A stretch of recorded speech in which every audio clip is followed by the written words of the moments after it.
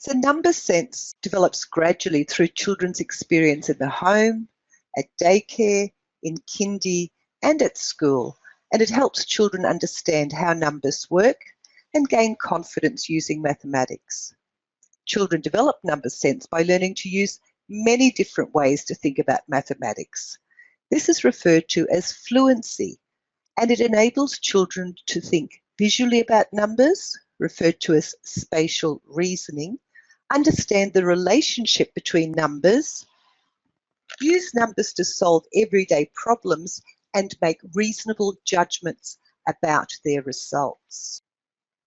Number sense is important because it's a foundation for all higher level mathematics. It helps students do tasks such as compose and decompose numbers, use place value, acquire basic number facts, understand how addition, subtraction, multiplication, and division work, apply mathematic laws such as the commutative, associative, and distributive properties to make calculations easier, and later on work with fractions, decimals, and percentages.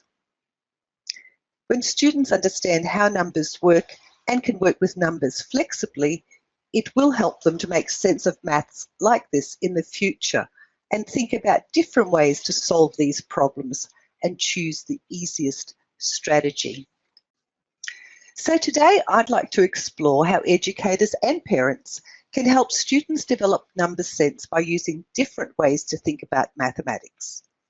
I've based much of today's content on the information presented by Jo Boaler, who is Professor in Mathematics at Stanford University and the co-founder of UCubed, a massive open online course on mathematics, teaching and learning.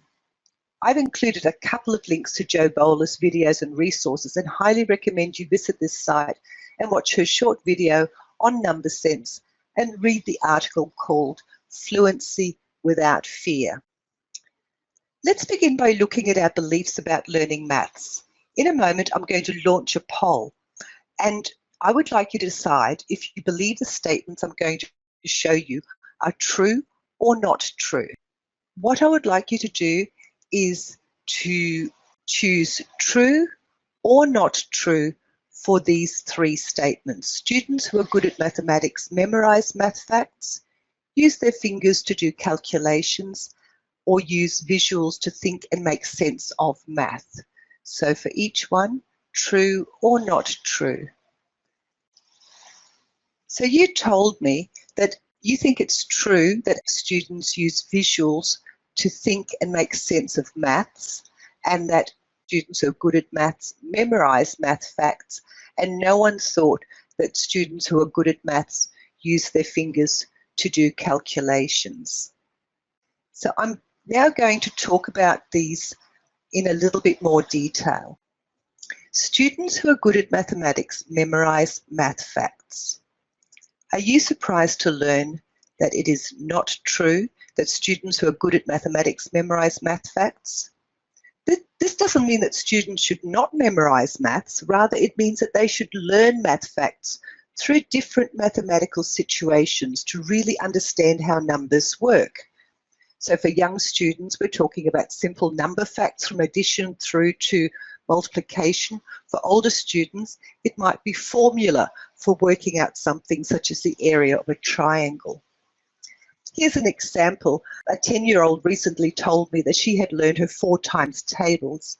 I asked her what 6 times 4 was, and straight away she told me 24. And this was a big achievement for her.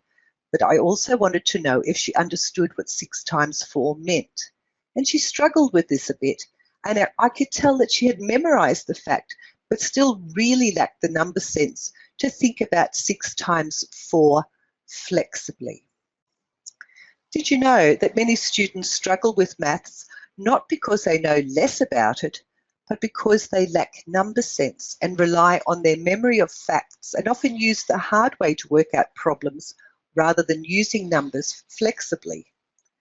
This was supported by a study by the OECD in 2016 that found that students who approach mathematics with a memorization approach were the lowest achieving students.